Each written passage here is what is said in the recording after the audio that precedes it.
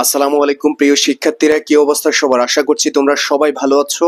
তোমাদের সাথে আজকে যে বিষয়টি নিয়ে কথা বলবো ভাইয়া, সেটা হচ্ছে 2024-25 শিক্ষাবর্ষে জিপিএ এর উপর কি কোনো কন্ডিশন যুক্ত হতে পারে কিনা। অনেকে যাদের জিপিএ কম বা যাদের জিপিএ বেশি, তোমরা কিন্তু উদ্বিগ্ন হয়ে পড়েছো যে ভাইয়া আসলে জিপিএ এর উপর কি এবার মার্ক কাউন্ট হবে কিনা। আবার অনেকে দেখছি কমেন্ট করতেছো যে ভাইয়া জিপিএ এর উপর মার্ক কাউন্ট হলে কিভাবে হতে পারে।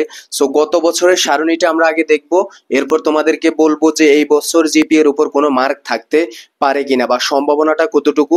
সো তুমি যদি প্রথম থেকে শেষ পর্যন্ত দেখো ভাইয়া, কোন ইউনিভার্সিটি তোমার আসলে চয়েস দেওয়া উচিত জিপিএ এর উপর ভিত্তি করে, তুমি একটা ধারণা পেয়ে যাবা। এরপর হচ্ছে এই বছর কি বাস্তবায়ন হবে কিনা জিপিএ কন্ডিশন। সো তুমি সবকিছু কিন্তু মোটামুটি বুঝে যাবা প্রথম থেকে শেষ পর্যন্ত থাকলে। সো বলবো প্রথম থেকে শেষ পর্যন্ত দেখো, অবশ্যই অবশ্যই তোমার মানে উপকারে আসবে এই ভিডিওটি। সো প্রথমে দেখো ভাইয়া, জিপিএ কন্ডিশন 2023-24 শিক্ষাবর্ষে কেমন ছিল।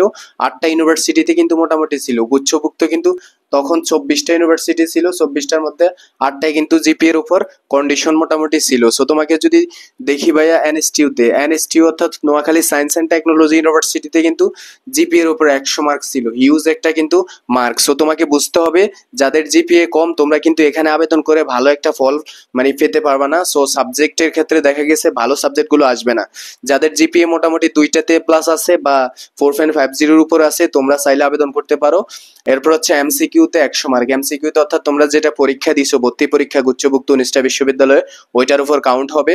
ওইটাতে যা মার্ক পাও, অর্থাৎ তুমি দেখা গেছে এখানে 60 পেয়েছো, এখানে দুইটাতে জিপিএ তোমার 5, তাহলে কিন্তু মোটামুটি গ্রেট একটা নাম্বার এবং তুমি এখানে ল পেয়ে যেতে পারো ভাইয়া, ভাগ্য ভালো হলে। সো গ্রেট একটা মার্ক, তুমি এখানে ল পেয়ে যেতে পারো যদি তোমার জিপিএ দুইটায় ভালো হয় এবং মানে এমসিকিউ মার্কে মোটামুটি 60 প্লাস হয়। তো তোমাকে ভাবতে হবে যে যাদের কিন্তু জিপিএ কম অর্থাৎ 3.50 বা 4 পয়েন্টের আশেপাশে, সো তোমরা কিন্তু মাথায় রাখতে হবে 100 মার্ক থেকে তোমরা অনেকটা কিন্তু বঞ্চিত হয়ে যাবা।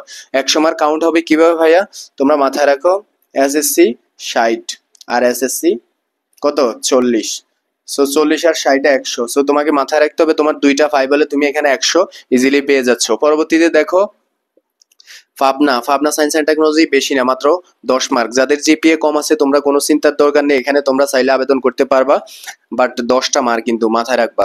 যাদের কিন্তু এমসিকিউ এগুলা খারাপ, একটু খারাপ অর্থাৎ তুলনামূলক মানে একটু খারাপ, সো তোমরা চাইলে কিন্তু এই জিপিএ যেগুলাতে কম ওগুলাতে আবেদন করতে পারো। বা তোমার জিপিএ যদি দুইটাই 5 থাকে তাহলে কিন্তু তুমি বড় ধরনের একটা অপরচুনিটি পাচ্ছ।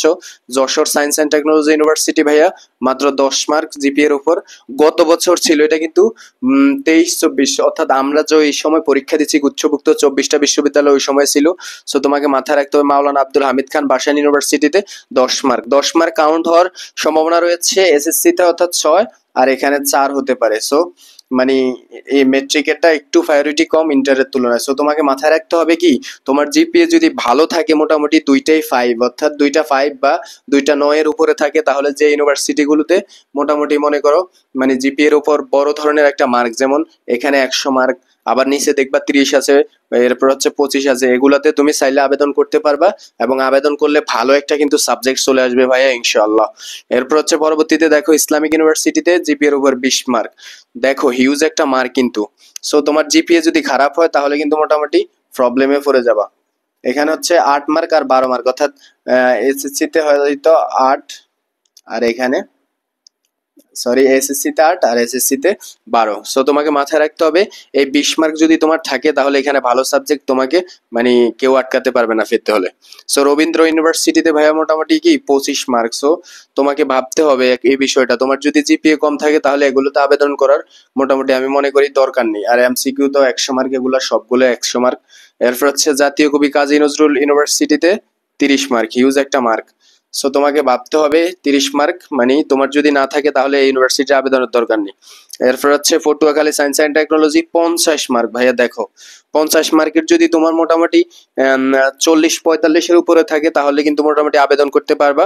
এখানে 30 আর 20 সম্ভবত, অর্থাৎ মেট্রিকের উপর 20, ইন্টারের উপর 30। সো দুইটা মিলে কিন্তু 50 কাউন্ট করবে আর এমসিকিউ 100। সো দুইটা মিলে তোমার 50 থাকলে আর এমসিকিউতে মোটামুটি ভালো একটা নাম্বার থাকলে তুমি এখানে কিন্তু ভালো ভালো যে সায়েন্সের সিএসসি আছে, ফার্মাসি আছে, ভালো ভালো ইঞ্জিনিয়ারিং সাবজেক্টগুলো তুমি এখান থেকে সহজে পেয়ে যাবে। আর্টসের জন্য ল বলো, ইকোনমিক্স বলো, সহজে পেয়ে যাবে যদি তোমার এই জিপিএ এর উপর ভালো একটা মার্ক থাকে মেট্রিক এবং ইন্টারে। সো তোমাকে মাথায় রাখতে হবে এই বিষয়গুলো। এরপর হচ্ছে চয়েসের ক্ষেত্রে যাদের জিপিএ হাই, তোমরা কিন্তু যে ইউনিভার্সিটিগুলো জিপিএ এর উপর বড় ধরনের মার্ক আছে, তোমাদের এমসিকিউ মার্ক কম হলেও কিন্তু এগুলাতে আবেদন করে রাখবা, অবশ্যই অবশ্যই আশা করে চলে আসবে। আর তোমাকে মাথায় রাখতে হবে যেই মানে ইউনিভার্সিটিগুলো মার্ক জিপিএ এর বেশি, ওগুলাতে যারা জিপিএ কম রয়েছে বা ইন্টারে ভালো করতে পারো নাই, মেট্রিকে ভালো করতে পারো নাই, তোমরা আবেদনের দরকার নাই। তোমরা বাকি যেই ইউনিভার্সিটিগুলো রয়েছে অর্থাৎ 11 থেকে 12টা ইউনিভার্সিটি, ওগুলার দিকে আবেদন করো। এবার শেষে এসে কথা বলবো যে 2024-25 শিক্ষাবর্ষে জিপিএ কন্ডিশনের উপর মার্ক থাকবে কিনা। অনেকে কিন্তু ভাইয়া আগে একটা ভিডিও করছি জিপিএ কন্ডিশনের উপর, অর্থাৎ তোমরা অনেকে অনেক কমেন্ট করছো যে ভাইয়া এবার আবেদনে অর্থাৎ যুক্ত হবে না, এরকম কোনো সত্য দেখি নেই বা এগুলা ভুয়া, আসলে নিউজ আপনি কোত্থেকে পেয়েছেন, নানান ধরনের কিন্তু কোশ্চেন। তোমাদের একটা জিনিস মাথায় রাখতে হবে, তোমরা কিন্তু আগে ঘাটাঘাটি করো, কোনো ইনফরমেশন না জেনে এসে এখানে উল্টাপাল্টা কমেন্ট করলে কিন্তু তোমার আসলে নিজের ইমেজটাই নষ্ট হবে। সো তোমাকে মাথায় রাখতে হবে 23-24-এ যেহেতু ছিল ভাইয়া, 24-25-এ থাকার সম্ভাবনা আমি বলবো 70% সম্ভাবনা রয়েছে। সো তোমাদের যাদের জিপিএ আছে তোমরা ওইভাবে প্রিপারেশন নাও, এবং জিপিএ ভালো থাকলে তোমার মোটামুটি ভালো একটা সাবজেক্ট আসবে। সো তোমরা কিন্তু এই ইনফরমেশন সম্পর্কে কিন্তু এখন কোনো আপাতত ধারণা পাবা না, কেননা গুচ্ছে যে সাবজেক্ট চয়েসের রেজাল্টটা এটা কিন্তু এখনো দেয়নি। সো সাবজেক্ট চয়েসের রেজাল্ট যখন পাবলিশড হবে তখন কিন্তু মোটামুটি তোমরা আলাদা আলাদা ভাবে, যেমন এমএসটিউতে কিন্তু মোটামুটি লেখা থাকবে একটা নোটিশে, ওই নোটিশে কিন্তু পাবলিশ করা হবে যে এমসিকিউ আর হচ্ছে তোমার জিপিএ এর উপর 100 মার্ক ধরবে। সো তোমাকে ওই বিষয়টাই মাথায় রাখতে হবে যে নোটিশ পাবলিশড হওয়ার পর সঠিক তথ্য পাবা। এখন আপাতত ওইরকম কোনো মানে কন্ডিশন আপাতত আমরা দেখতে পাচ্ছি না, বাট পসিবিলিটিটা আমি বলবো 60 থেকে 70%। সো এবারও ধরে রাখতে পারো মোটামুটি জিপিএর কন্ডিশন থাকবে। তুমি একটা জিনিস ভাবো, তুমি ম্যাট্রিক ইন্টারে পরীক্ষা দিছো, তোমার জিপিএ কন্ডিশন যদি না রাখে তাহলে কিভাবে হলো। সো ওইটার একটা আলাদা ভ্যালু আছে। এইবারও কিন্তু মোটামুটি মানে থাকতে পারে ওইটা, মানে আসলে নোটিশ প্রকাশ হবে। অনেকে বলো যে সাবজেক্ট চয়েসের আসলে নোটিশ কবে দিতে পারে। সো এটা নিয়ে একটা পরবর্তীতে ভিডিও দিব অবশ্যই। তোমরা পরবর্তী ভিডিওর জন্য অবশ্যই ভাইয়ের চ্যানেলটি সাবস্ক্রাইব করে রাখবা এবং পাশে থাকবা সবসময়। যে কোনো কোশ্চেনের জন্য অবশ্যই কমেন্ট করতে পারো, ভাইয়া সবসময় রিপ্লাই দেওয়ার চেষ্টা করি। ধন্যবাদ সবাইকে।